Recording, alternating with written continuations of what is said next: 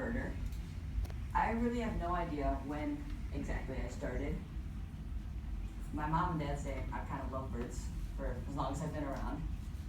I fed the chickens on my grandparents' farm in Florida, got bird books and bird feeders for my 5th birthday, or checking out books from the library. I've kind of always loved birds. I've been a member of the Illinois Young Birders Club since 2011 and been a very active member since then. My start in birding. My first bird book was Ken Kaufman's Birds of North America.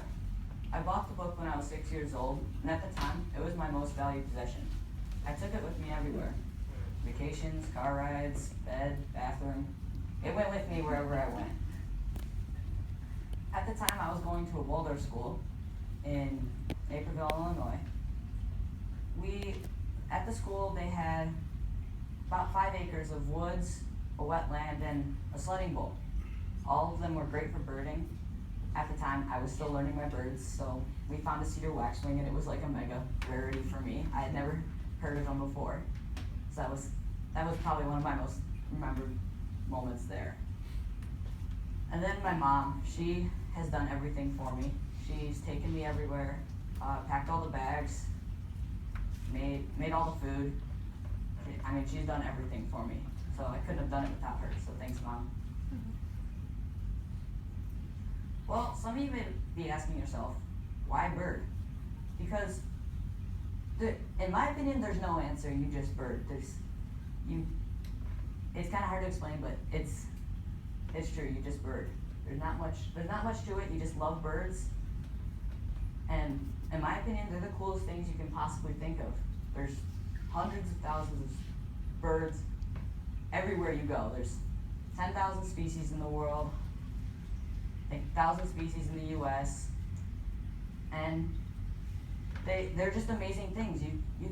We can't fly, we can't migrate, we can't do any of that. So these birds have inspired us to do so many different things. They're colorful. That's one of the main reasons people like them, because you see a bay-headed tanager or a toucan. They're some of the most beautiful birds in the world. Birding is also the second most popular hobby behind photography. And both of them, they can complement each other. They work out. I'm a photographer and I'm a birder, so that's that. And then you can make a living by birding, doing nature tours. You can work by researching on certain species. It all depends. There's so many different options for that. How to get started. How to get started in birding field guides. Field guides are probably the most important thing in birding, because without a field guide, you're not going to get anywhere. That's how birders teach themselves what the birds are, what species they are, where to find them, what they look like. I taught myself to read through Ken Kaufman's book. That's how I taught myself to read. I just looked at the book over and over. It's now in shreds. It's a wreck. That book is. But basically it's like a ship without a navigator. It won't get anywhere. You won't get anywhere without a bird book. My absolute favorite field guide is the Crossley ID Guide to Birds of Eastern North America. I love that book because it shows a huge variety of species, and it has photos cropped onto each image so you can see them doing their natural behaviors in a natural habitat. And it's kind of like how the image shows right there. It's all the birds blended together into one picture. Another bird book that I love for beginners is The Young Birder's Guide to Birds of North America by Bill Thompson III. It shows the most common birds and describes them amazingly. Here's an example about some cool fun facts they put in the book. It's probably every few birds they do it. House sparrows were imported in New York in 1850, and when there were none here, there were none of them here. And now, they're one of the most common birds in the whole US, as you've probably figured out. Well, you can see me, I fell asleep. I was staying up a little too late reading my bird book. Bird books laying around your home, it's a great way to go. I've done that. I mean, there's bird books probably in every room other than my mom and dad's room in our house. I will just sit down and look at a bird book. I've done that since I was 6, and I hope to always continue doing that. My favorite bird books include the Cross the ID Guide, as I said in the last one. The Sibley Guide. The Sibley Guide is great because it's all great, like amazing images drawn by David Allen Sibley, and everything's done very well in that book. It's one of my favorite books. The Kaufman ID Guides, as I said, it's a great book. Ken Kaufman wrote those, and they do a great job with that too. And then Stan Tequila's guides, those are, I would say, they're about this big, and they're a great way to start when you're just beginning, because having that bird book that only has, it's like 111 species, but they're the most common species and they're ordered by color. So you don't have to search through all the families, because sometimes you don't know what family the bird is. As long as you know what color it is with that book, you can search through and you'll be like, okay, it's an American goldfinch. It's probably going to be yellow, but you don't know it's an American goldfinch at the time. So you go for yellow and you start scrolling through and you'd see the bird that you saw outside at your feeder or at a nature preserve. He has guides for, I think, all 50 of the states, and I think I have like 20 of them. I collected them when I was younger.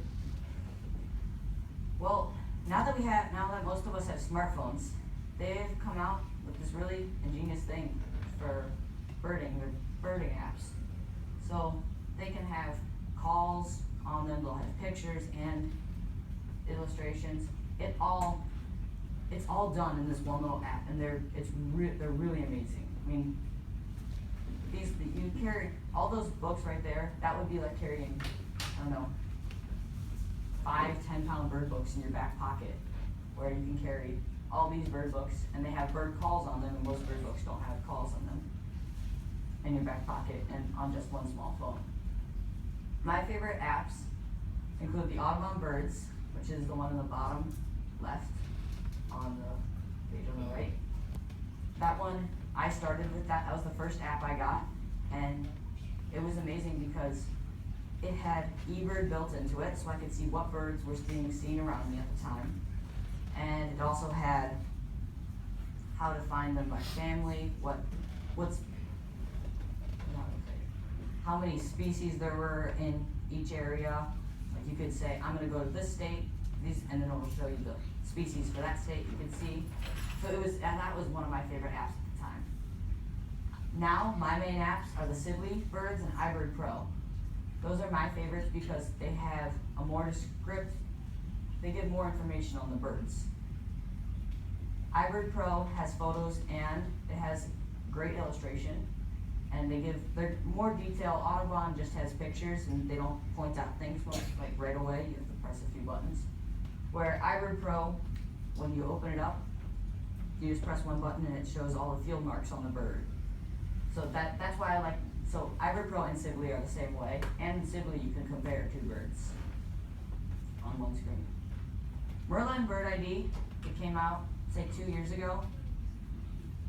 It's a great way when you're just beginning to learn to identify different birds. So when you're out birding and you see, let's say you're at McGee and you see a yellow bird, now I know it's a blue-winged warbler. The bird is a blue-winged warbler. So let's say you don't know what it is. You see a yellow bird with a blue wing. You would open the Merlin app, and then you press Identify Bird, and it would take you to the next page, and it would give you the option of smaller than a sparrow, robin size, crow size, or larger than I think it's a water hawk or something like that. So we press smaller than a sparrow, take me to the next slide, and that would say what colors do you want? What colors the bird is. So you say, let's say the bird, as you know, blue-winged warbler is blue, white, blue, yellow, and black. It has a little black eye stripe. And that's only on the male. You can see it's fainter on the female. But you press that and you'd say blue, yellow, and black. It'll take you to the next slide.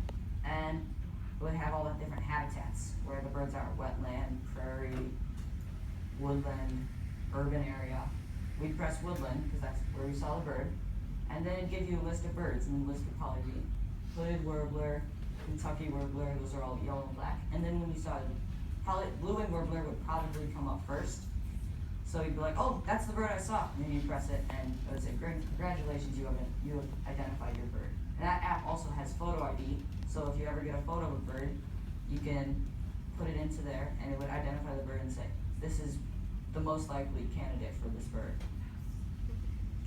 Then Larkwire Basics, that is an amazing app for learning your songs. It's sort of, it actually is a game, so you'd have, it's like 4 different birds, and it would play the song of one of those birds, and then you select the bird you think the song goes with. Then eBird. eBird is a citizen science project run by Cornell. They have, I think it's 250,000 of, I think there's been 250,000 checklists submitted, or a third of a billion checklists submitted by people all over the world that are interested in birding, that want to keep track of how many birds they've seen, or are helping citizen science by submitting these checklists so the researchers know where these birds have been seen. I use eBird, that's where I keep track of my list, and my county list, state list, life list, all that. That's all on eBird. And I think right now, I mean, I've submitted, I think, 4 checklists today already. So yeah, I love using eBird. eBird's a lot of fun. And then in the bottom left, on the bottom right slide, there's a app that's called Bird Migration. It shows the radar of that night, so you can see how the birds are migrating that night. You can check out the wind speeds, where the wind is going. Because, I mean, the last few days we've had northerly winds, and the birds are trying to migrate up north. So there's the wind coming this way, and the birds are going to try migrating at night north. They're going to get nowhere, and it's not been like 2-mile-per-hour winds. We've had 15, 20-mile-per-hour winds over the last few days. So if we get a little bit of south wind, we're supposed to get a few hours of south wind tonight. Hopefully we can get some birds that are stuck in southern Ohio or Kentucky to come up here. Because that would be a really good way to finish off the festival. Well, an important thing when starting is to have bird feeders if you can. Bird feeders can come in all different shapes, forms. There's suet feeders, there's thistle feeders, there's so many different types of feeders you can have. In the beginning, creating your own bird feeder is one of the best options because it's a hands-on activity, and a lot of kids like doing hands-on stuff when they're younger. You can also get a tube or a hopper feeder where you can view the birds more easily. Different bird foods attract different bird species. So normally you're going to start out probably with a tube or a hopper feeder with black oil sunflower seed or some corn. You can try thistle or suet or peanuts. Suet will attract woodpeckers, nuthatches, and then if you do like fruity suet, you can get mockingbirds and warblers, tanagers, or thistle to attract goldfinches, redpolls, siskins, depends on where you live. Or peanuts, not warblers, woodpeckers, and nuthatches. So more of the nut-eating birds. Having a pair of binoculars handy by the window is almost essential, so you won't miss anything. In the beginning, you could look outside and see a red, black, and white bird, and it can be a rose-breasted grosbeak because you have your binoculars with you and you can see it. Then you leave your binoculars upstairs, and you're downstairs looking out the window, and you see a red, black, and white bird, and you don't know what that red, black, and white bird is. It looks a little smaller, and let's just say you live here in Ohio. Well, and then you go and look it up in the book later, you're like, red, black, and white bird that's small, flitting around a lot, and that happens to be a painted redstart. So you just want to always have your camera or binoculars with you at all times so you can figure out what that bird is exactly. Sorry. How to get started in birding binoculars. If you're looking into purchasing binoculars, they can vary in price, so it depends on your budget. The most expensive and top-of-the-line binoculars are made by Swarovski, Zeiss, and Leica, in my opinion. But don't worry, there are still binoculars that are in a more affordable price range that are still tremendous, such as Eagle Optics, Kowa, Atlas, Vortex. There's many, many, many more. I had a pair that was made by Vortex called the Raptors that were under 100, and I had them for, I'd say, 2 years before I lost them. And now I have a pair of Atlas Intrepids which I've had for about 5 years. I have them right here. These are the binoculars I use right now, and I'm hoping to get a new pair soon, but I love them and I've used them for 5 years, so they've been great. Using binoculars to find objects is really important with birding. So finding something that's roughly the size of a bird just in the beginning, because it can be hard trying to figure out where the bird is in relation to the trees. Because in the beginning with binoculars, you're going to have a hard time finding all the birds. So when finding the birds, you're going to start out with something roughly the size of a bird, say a bird feeder. Okay, a bird feeder, that's a great example. You'd sit outside and you'd be moving around and you'd stop it and try to find the bird feeder. That way, you're just getting a little lay of the land with the binoculars. Then you can move on and start with trying to find birds coming to the feeders. So you can, be cooking in the kitchen and see some birds come to the feeders, walk over, grab your binoculars, and see how that would work with those. It takes a while, with binoculars, it takes a while to get used to them. It can be really hard to find the birds. It can be discouraging in the beginning, but after a while, you should pick it up. Now, when I see a bird, I just put my binoculars up and I'm on the bird immediately. After maybe a few weeks of doing that, you can just lift your binoculars up and the bird will be right there. But once you've got the feeder, you can move on to trying to get the birds in the trees. What you want to do with finding the birds in the trees is you'll see the bird first. Then all you do is lift your binoculars up to your eyes, and if it's not in there, it's either flown or you move while you're lifting the binoculars up to your eyes. So it's just learning with binoculars in the beginning. It can be discouraging, but go through with it because it'll be worthwhile in the end. How to get your kids into birding, because unless you're pretty lucky, it's probably not going to be that easy. My opinion, taking them to a wildlife center or raptor presentation is a great way just to get them started. Because looking into the eyes of an indigo bunting through glass and seeing how because it's crashed into a window or hit by a car for the very first time, and seeing that bluebird, or seeing a great gray owl for the first time in an enclosure on someone's arm is a life-changing experience for some people. Because then they'll think, well, that bird was killed because it crashed into the power line, maybe I have to do something about power lines. And there's going to be a kid around here, anywhere in the world, that something's going to happen. He's going to change the world that way. Stuffed animals. Well, you probably know. Do you love stuffed animals? Do you like stuffed animals? Yeah? So most little kids love stuffed animals. So having stuffed animals around is a great idea. They can learn what animals they are or what birds. I personally love my little Audubon bird stuffed animals. They're made by Audubon, and I think they have 25 or 30 different species of them. So they have painted buntings, which are beautiful birds found in the south, and roseate spoonbills. They have gulls.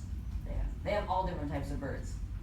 And the cool thing about them is if you press a button, they'll make a sound, and they're not like rock hard, so you can sleep with them too. I still have them. I think I have some in my bed. I'm not sure. Stories that draw children into nature or birding, such as the Thornton Burgess books or the Crinkle Root books. There's many different types of books. These are just two of my favorite. The Thornton Burgess books. This one is the Thornton Burgess Bird Book for children. It uses anthropomorphism to take the birds in their natural habits. So most of you probably have heard of a house wren. They're very jittery. They're very crazy. They don't like if you come near their nest. They'll get crazy. Well, in this book, there's a house wren, her name's Jenny the wren, and anytime you disturb her, she's around her nest, she gets all mad at you, she'll like, go, you're not supposed to be around here, go, shoo, I don't want you around here, you're gonna steal my eggs. She gets suspicious of everybody, even Peter Rabbit, who's the main character in the book.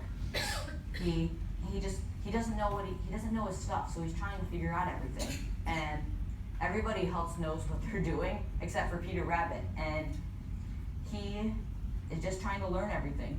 He's taking it one step at a time. He's finding out, he's going to the great big river to find Diver the Loon and learn something from Diver the Loon, or he's going and seeing, I can't remember what the red-eyed vireo's name was, but Peter sat there all day and watched the red-eyed vireo sing, because during the summer they will sing constantly for 10 hours straight, which I would die after like the first 2 hours if I had to sing for that long, straight with no breaks. So it's a great book for younger. I mean, I think there were like 45 books, and I read them within a 3-week span, and they're about 130 pages each. It's like, they're about this size. So this is about northern bobwhites. So yeah, I think there's 50 books, and I read all of them in a few weeks. Taking them to local preserves or parks is another great way so they can see more than just the birds in their backyard. I've thought of a way with scavenger hunts, because a lot of kids love doing scavenger hunts. They're interested in finding stuff, going on treasure hunts. So scavenger hunts with birds is a great idea. Making a little board with, you don't even have to get specific with the species right away. You can just do sparrow, hawk, jay, robin, cardinal, chickadee. So they can go around and try to find 10, 15 different species of birds.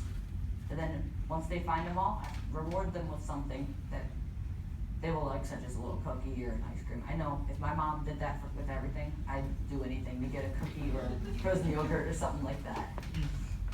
And then hopefully they will see their spark bird, and it will all take off from there, and they can become like me or any other bird that has a spark bird. I actually don't have a spark bird.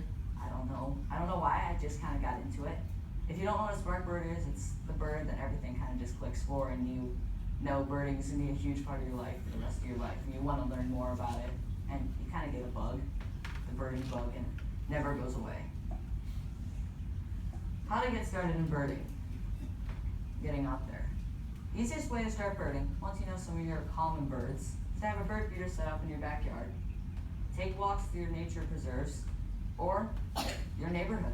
It all depends on where you want to go. If you want to go drive an hour to go bird somewhere, you can drive 3 minutes to go bird somewhere. Depends on where you want to bird. There's probably going to be a birding club or a young birders club in your area if you're lucky. We have one in the state of Illinois, Ohio, and Indiana. They have great clubs also. But if there's not a club in your area, which I highly doubt there isn't, unless you live in Montana or Texas where there's so much room there, there will probably be at least a few field trips in your area each year, so you can go on those and meet some of the people that live around there. An easy way to find an email group near you, because once you've seen some of your more common birds in your area and gone to a few of your parks, sometimes you want to go to different areas and go farther away, spread your wings a little bit. So you can go on eBird, the eBird website, and go to explore and look on there. Or you can go to ABA.org, the ABA American Birding Association's website, and go to listings and news. And you can find all the different listservs throughout the country where you can find where the birds are doing, what the birds are doing where. So in Illinois, we have our listserv, it's called Illinois Birders Exchange Thoughts. And I mean, I probably get 20, I've signed up for it, so I get like 20 emails a day about, so someone's gone to Crabtree Nature Center and they've seen Brewer's blackbird, rusty blackbird, and someone's gone to Montrose. And so you can find out where everybody's been and what they've seen at these locations. So if you want to go bird somewhere else, you can. They've also now started with Facebook pages. So we have one, the Illinois Rare Bird Alert, and that it gives more to script, because gives more description of where the birds are. Because when you're on email, you have to attach the form, and in the field, it's pretty hard to do that. So on Facebook, I don't have a Facebook, so I go on my mom or dad's. So they just take the picture of the bird and attach it there, and they post it, and it will get out through the Rare Bird Alert or an Identify Your Bird page, such as the ABA's What's This Bird page. So following Rare Bird Alert or birding networks on Facebook is also a really good idea. The ABA What's This Bird page is a great page for when you're just beginning birding.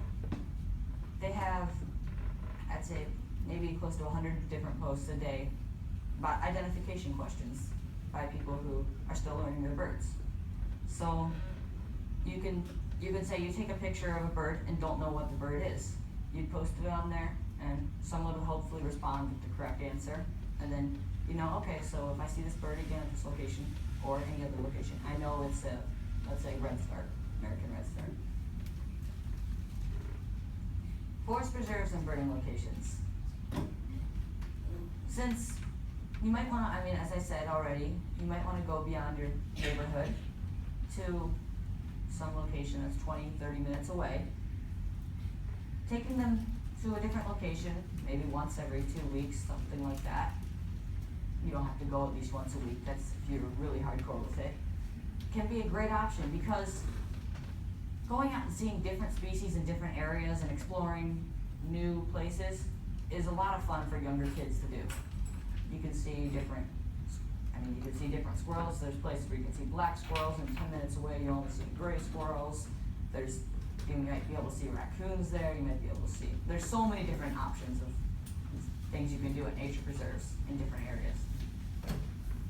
One of the key things about birding is timing. So you can be birding at one location at 6:30 in the morning, and you can have the best day ever. You've seen 80 species in an hour and a half, 2 hours, and you're like, you got golden winged warbler, blue winged warbler, and you're all happy with yourself. And then another guy, he gets done with some work early, and he comes there at like 12, and he sees like 65 species, 60 species of birds in the same amount of time. It's not that the birds aren't there, it's just in the morning, especially during migration, they've flown maybe 500-600 miles of that night. I'm not sure how far they fly, but they're just exhausted and they're trying to feed themselves, they're trying to get recharged for the next night, and then they're gonna rest during the day. They're not gonna sing or any of that. So the birds are still there, they're higher in the treetops, they're just moving slower, so it's harder to find them. Joining your local listserv, as I said in the last slide, is a great idea so you can get out to newer places you've never been. And taking them on young birder walks or beginning birders walks it's the best way to learn. Because taking them on an advanced walk right away where they're going for like a big day, a 6-hour big day, is not gonna be great because you're still learning to identify goldfinches or different sparrows, where they're just gonna go goldfinch and they're gonna move on.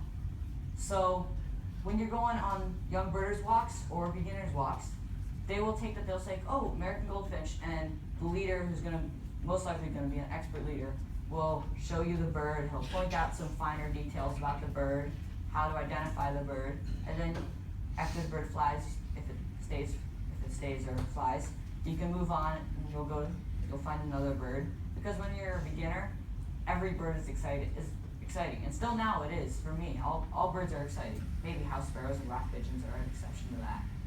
But seeing chickadees, cardinals, those are still really amazing birds. Photography. Photography is an amazing part of birding. You can view the birds up close with your camera and get great photos. This is not my camera body right now, but this is the lens I use. I'm renting this from Canon. But this is what I use to take all the photos of birds that I take. So when we were younger, when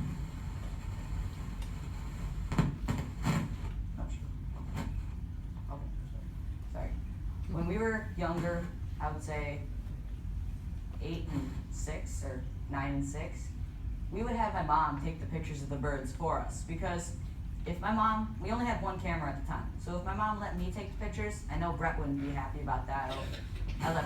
She let Brett take the pictures. I would not be happy if my brother was taking the pictures and I wasn't. So my mom just used to take all the pictures for us. And at the time, I was still learning all my birds. I did not have them. I had most of them memorized, but I couldn't just go, like now I can go black Burnian warbler, black-throated gray. I can name everything out. I could call it all out. Then I had to think a minute and go, oh yeah, it's northern Parula. Oh, it's a prothonotary. It would take me a little while. So my mom used to take the pictures of the birds, and then we'd crowd around and be like, okay, Mom, what is it? What is it? And she'd open up, and it would be scarlet tanager or something. And we would look through our bird books and be like, oh yeah, it's this bird. And we'd be like, oh, awesome. And then we'd look, and it would be gone, because we spent 5 minutes trying to figure out what it was. But it was also a great way, because I was still learning how to use binoculars at the time. It was hard for me. And so that was a great way for me to bird without using, I didn't use binoculars for a while because I had gotten a new camera and I wanted to use the camera instead of binoculars. But that was how I kind of started with all my birding. It helps identify birds if you don't get a great look at them and only get a photo. You can basically identify the bird through a photo if it's not a brown blob, because then you won't even know what it looks like. Photography can be done with something as simple as an iPhone or Galaxy, or as fancy as a DSLR. I personally love digiscoping. That's when you take your iPhone and you take it and you put it with your binoculars like this, and you can take photos through the binoculars like that. I do it with this and binoculars, along with doing it through scopes. And I've gotten great photos doing that. And that's great for birds that are farther away, way farther away. And if you can't bring your camera and you just have your binoculars and your phone. Or you can take DSLR like I do. That's where most of my photos I've taken with. I take all those with my camera, and I've done that since I got my camera when I was 10. So I've done that for a while, and I've really enjoyed that. That's in the top left, on the left side, that's us in South Florida, looking at a short-eared owl at Fort Zachary Taylor in Key West. That's Dr. Joe Barros. He's carrying my brother, and that's my dad carrying me. That's a lease bittern I took last year at the Curlew Sandpiper spot, about an hour west of here, where there was a mega rarity Curlew Sandpiper scene, and there was also this leaf bittern hanging out in a little ditch right next to the road. And then that's us birding at Port Angeles, Washington. My brother's got a broken foot and a broken arm, so he had a difficult time. So birding while traveling, you'll notice our bright green. It's not, you don't want to wear bright green when you're birding. We just happen to have that on while we were doing that. Birding while traveling can be an amazing, amazing experience, because seeing birds in different areas you've never been is amazing. It can be just jaw-dropping. I've seen like chestnut-collared longspur. It's a bird you see in North Dakota and South Dakota out west. Seeing that for the first time was amazing. I've seen so many photos of it. That was a dream bird for me to see. And when we got to go through North Dakota, I got to spend 2 days birding. And actually, we saw them from the car at first. We were driving the location, and they were on the side of the road. But it's just amazing. The bird while travel, it's amazing. I do it all the time from the car.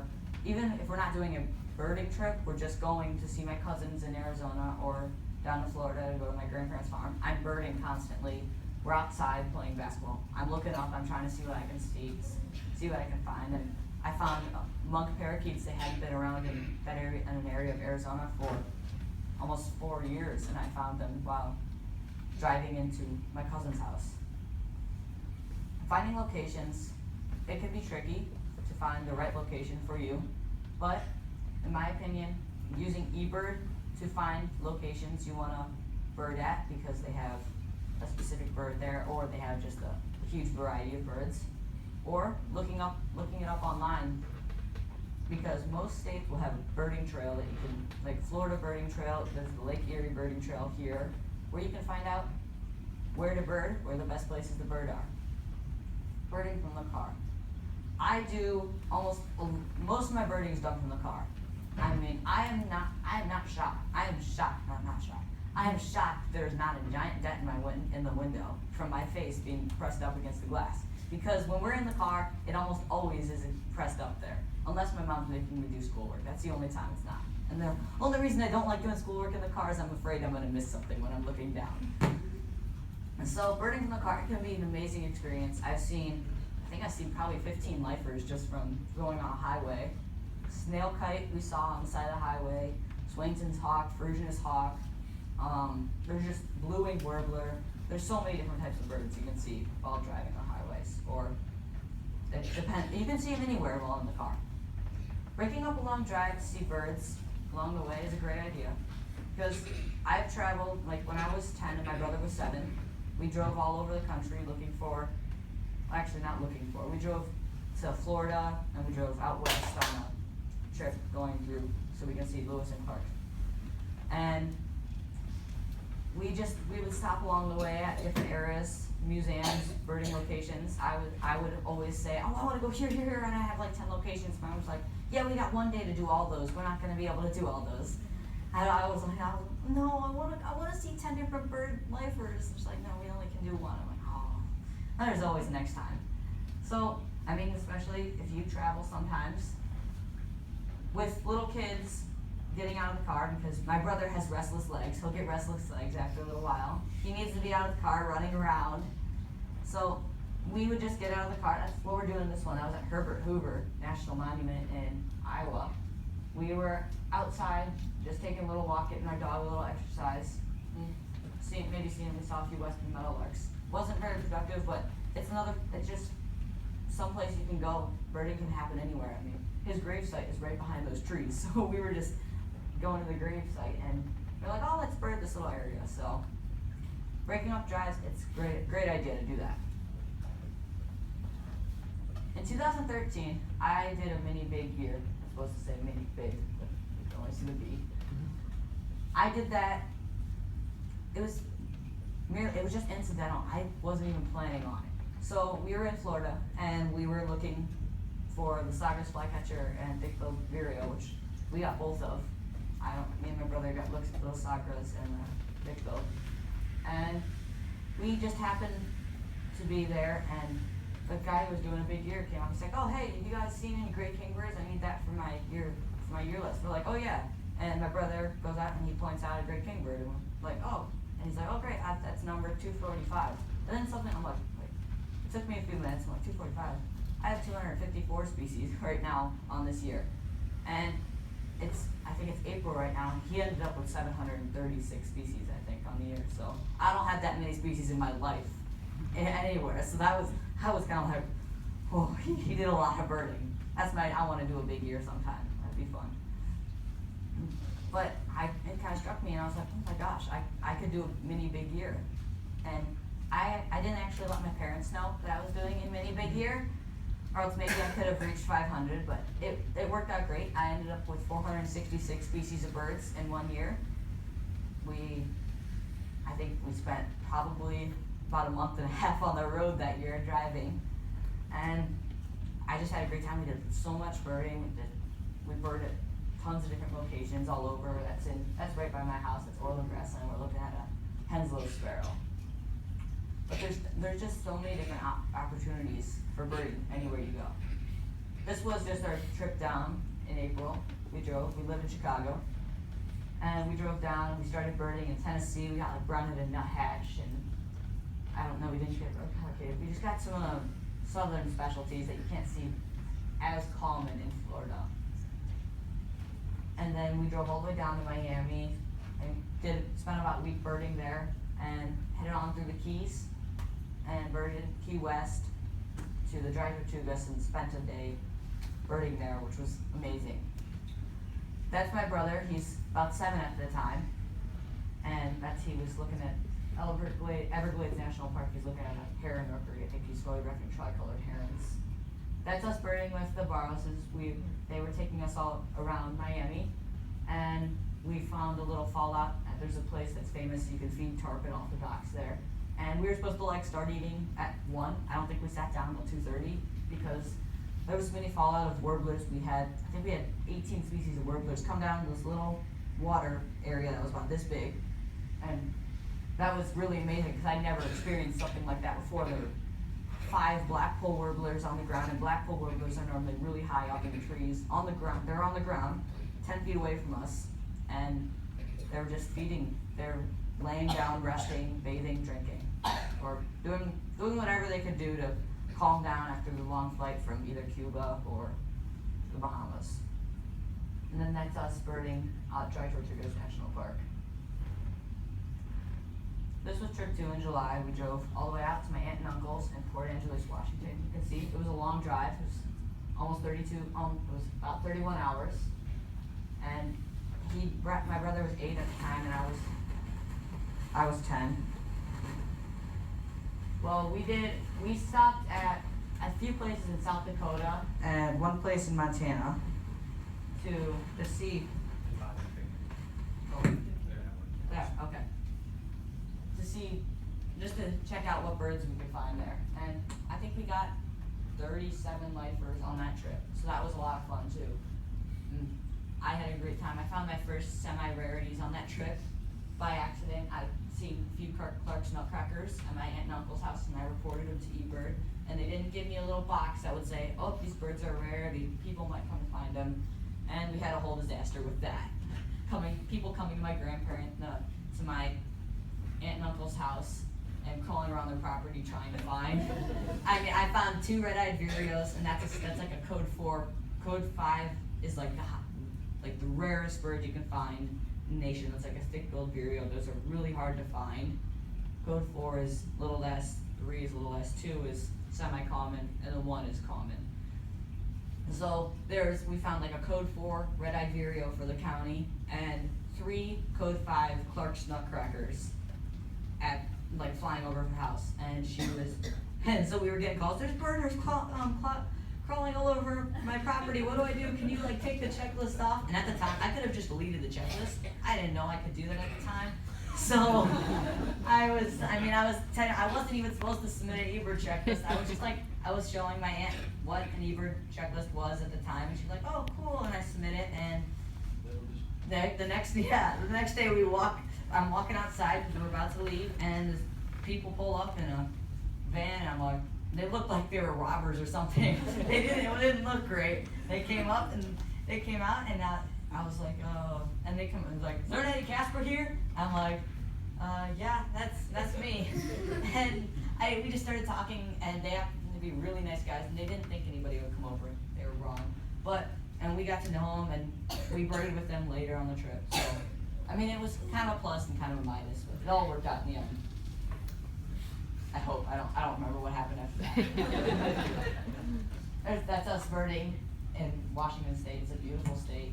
It's kind of a rainforest in the middle of North America. And then that's us birding. I look super tiny with that lens with me. That's us birding at Port Angeles. And that's my brother at Badlands National Park birding. And he's looking at a western kingbird. My experience as a young birder, that's at Dry Tortugas National Park. You can see the fort there. Well, I would say my whole experience of birding has been a positive. I've had so many great memories, so many great things have happened. This is just the beginning of what I hope to come. Jeff Ryder, when I started, he's the one who he told me about the Illinois Young Birders Club. I probably wouldn't be here if I wouldn't have gone on that field trip. So I was going on a school field trip to tag monarch butterflies, sorry. And we had just tagged, I think we only caught 1 that day, so it wasn't a very productive day. So I was looking around and seeing what birds I could find. But I started talking to Jeff, and he's like, we were talking about monarchs, and then an indigo bunting flew up on the path. I'm like, "Oh, cool, indigo bunting." And he kind of looked at me, because he wasn't expecting an 8-year-old kid to identify that indigo bunting fly up. And we started talking about birds, and then he told me about the Illinois Young Birders Club. Well, I was all excited. I was like, "Oh, cool! A Young Birders Club. Never heard of that." I thought I was the only young birder in the nation at the time. So I'm like, "Oh, I'll tell my mom and everything." Of course, I forget. I just totally forgot about it. I didn't even think of it when I got back to the school. And luckily, he came about, I'd say, 3 weeks later. He came to our school and gave a presentation on birds. And he started talking to my mom about Young Birders Club and birds in general. And my mom signed me up, and later that year I went on my first field trip. And now I've been part of the club for almost 6 years. And I've missed only a few trips, and that's because we're traveling most of the time, or we're here. Eagle Optics, we opened my mom and dad's eyes to what we knew about birds when we went to Eagle Optics after my brother had celebrated his birthday at, I think it was Wisconsin Dells. And we went there to check out some binoculars for my brother and get a scope for myself, look at scopes for myself. Well, when we got in there, Nina, the person at the desk, was expecting my mom and dad to be birders and me and my brother just to be random kids that were coming along. Well, it happened to be the opposite. My mom and dad were just the random adults, and we were the ones who were the birders. And we started talking, and she's like, "Oh yeah, I'll take you back to our birder, Mike." And so she took us back to him, and we started talking to him. And he's like, "Oh, I'll give you guys a quick quiz on some birds we've seen around here." And they were all digiscope photos, and he showed us that, like, avocets, black-necked stilts, and he gave me about 45 or 50 birds, me and my brother, and we named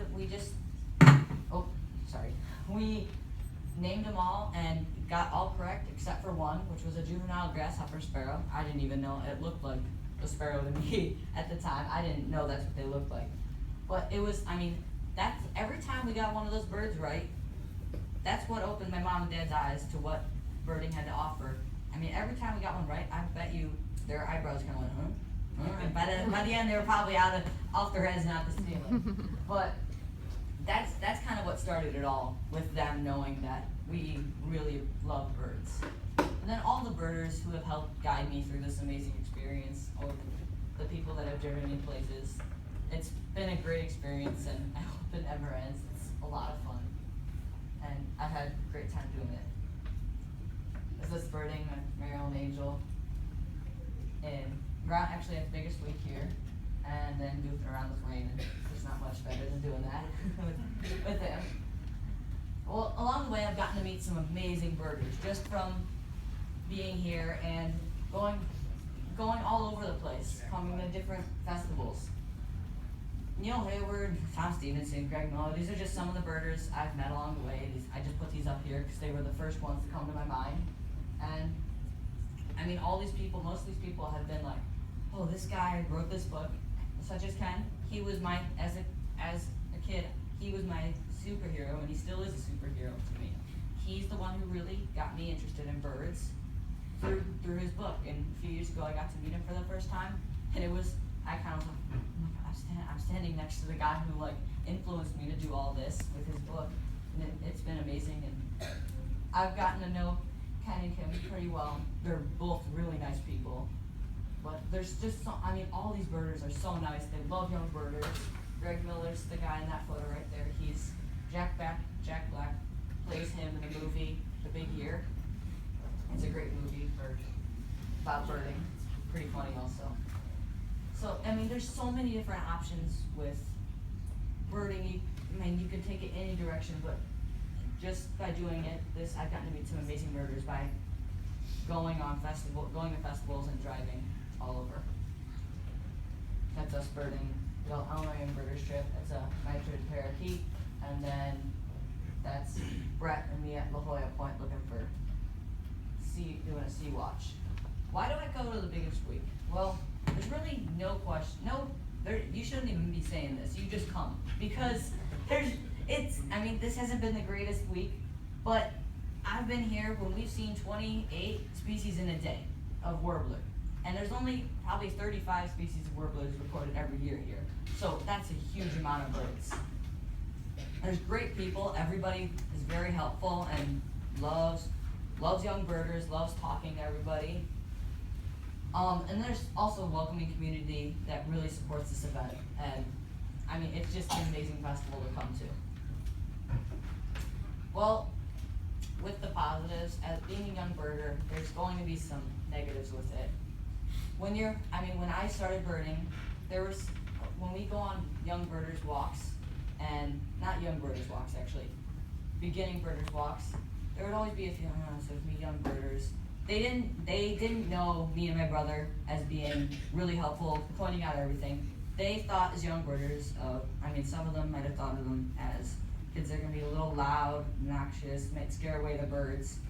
But I would say 90 out of 100 young birders aren't like that, and all they wanna do is find birds and show you. They might be a little loud, but they're just really enthusiastic about the birding. We were at the boardwalk last year, and I found a morning warbler, and I texted my brother, who was on the way other side of the boardwalk, and I told him, I was like, oh, there's a morning warbler, you wanna come see it? He's like, oh yeah, I'll come over. So he comes over, and by that time there's probably like 150 people trying to see one bird. And so I worked right up there through the crowd, and we're almost there when a photographer comes and pushes him out of the way and stands right in front of him and starts taking pictures of the bird. And he'd probably already seen the bird, but Brett just wanted to get a look at it. Well, that just happens sometimes. You can't do anything about it, but Brett ended up seeing the bird, and he got a few photos before it left. And then we were in San Diego. We went to see a yellow-green vireo, which was it's a rarity from Mexico. And when we got there, my brother's like, oh, I forgot my camera. I don't have my camera. He had left it at the restaurant, so we had to drive all the way back 25 minutes to go get his camera that he had left at the restaurant. And it was still there, luckily. So we drove back up, and we walk out in the cemetery, and we're starting to see all these birders leave. And we're kind of like, what's going on here? And we walk up, and there's still some birders looking under there trying to see it. Bird hadn't been seen for about 45 minutes. So we walk up under the tree, and we had brought one of our friends birding he'd never been birding before, and that was his first day birding, chasing rarities. And we walk under the tree, and Brett goes, oh, what's that? And something had flown in, and I put my binoculars up, and I'm like, oh, that's the bird. And then I turn around, I'm like, we have the bird.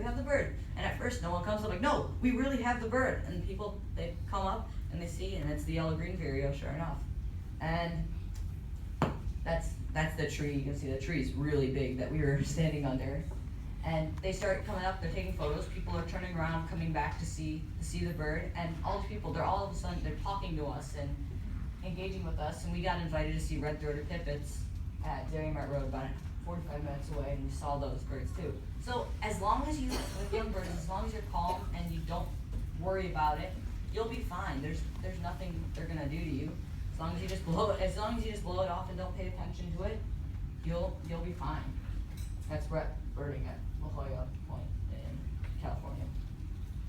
Birding camps. Why you should ship your kids off to a young birders camp? I got shipped off last year. But spending a week with young birders is an amazing, magical experience because you don't get that very often. All these people that were there are some of the best people I know. Those kids were all, half of those kids I still keep in touch with, and we're all really good friends. I think all but a few of them I didn't get to hang out with for more than a few hours at camp. So, and that was because we were either on different buses or something like that. But, hanging out with a group of 21 young birders is pretty amazing. There's tons of lifers, we saw, I think, 5 lifers. I saw 5 lifers during the trip, but there were some kids that got like 60, 70 different species of birds during the trip, so that was pretty awesome. And then nonstop birding, where we were supposed to have downtime, and we actually, instead of taking a nap, all the leaders were like, we're done, we gotta go to bed. So they would all take naps, and we would go and do big hours. I think I did 7 big hours during the whole trip. So, I'll take the questions after. Oh, okay, I'm sorry. Yeah, you're fine. That's a dark-eyed junco. These are just some of the birds we've seen at the camp, and I took these photos. That's an American dipper, white-tailed ptarmigan, and then a white-crowned sparrow. Where? Well, this camp was ABS Camp Colorado at the YMCA of the Rockies in Estes Park, Colorado. It's huge and it's an amazing place to stay. Great birding. We stayed in dorms with 3 or 4 young birders, and we became brothers over that trip. 3 of us are still really good friends and stay together.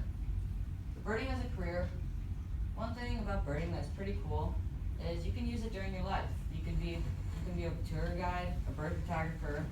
There's so many different options you have with birding. Hopefully when I grow up, I can be a binocular rep, and I can be a binocular rep for Leica and lead tours throughout the Americas and Uganda. Final recap. Tips to get them into it. These are just some of the things that I did when I was younger. Taking your kids outside is extremely important. That's how I got into it. I was outside. My mom wanted us outside all the time when we lived in downtown Chicago. We go to nature reserves, backyards, parks. I've been to, I think, close to 40 national parks, botanical gardens, arboretums. Just anywhere you can be outside. It's a great idea. Bird feeders and bird baths in your front and backyard. I think I have 30 bird feeders outside right now, and 3 bird baths. So I've got a lot of stuff. I get behind on that and it sits there, and I'm like, oh, I have to go out and spend a few hours doing that. But it can attract more to your yard. Books, picture books such as Crankle Roof, those nature books, bird books, stories by Thurton Burgess. Those are all great ideas. Borrowing them from the library, so you don't have to buy them. The Burgess books you're gonna have to buy because they were made in the 1920s. And then nature magazines, Ranger Rick used to be one of my favorites. I got that. I always look forward to getting that, and I still read them sometimes, even now. Well, I'm a big lister. I love listing. So when you get into it, you can do life list because everyone loves checking off that bird that they've never seen before. So my life list right now for the ABA, which is lower 48, Alaska, and Hawaii, is I think it's 543 species, and then my world is 611 different species. Then purchasing the right gear, binoculars, and then getting them a camera is also a great idea at some point once you know they're into it. I got my camera I think 3 years into it, and it was I was like, oh, I finally can take pictures of birds without my brother being jealous or me being jealous. My brother, he started with an iPhone. He actually started taking pictures with an iPhone. And I need to catch up. If you ever want to contact me about anything, I have my blog. I got to catch up on that. I got behind, and I was really busy. It's called kidbirder.com, and my email is kidbirder@gmail.com, and then that's my phone number right there. If you want to take a picture of this slide, I recommend you do, or I can send it to you if you have any questions about it. And then, why it's so important to nurture young birders and protect them? Well, it's really this simple, because if the next generation isn't interested in the nature of birds or nature itself, there's going to be no point in protecting them. So it's our job right now to protect birds of the future and to keep them around for hundreds of years to come. The young birders today will be the naturalists, environmentalists, and birders of the future. They will be the ones tasked with protecting everything that has to do with all this out here. And if we don't protect that, all this will all be turned into something else. It won't be here for the next 200, it won't be here in that time. So, thank you for coming to this talk. I hope you enjoyed it. I can answer any questions anytime. I hope to do it again sometime. And just thank you.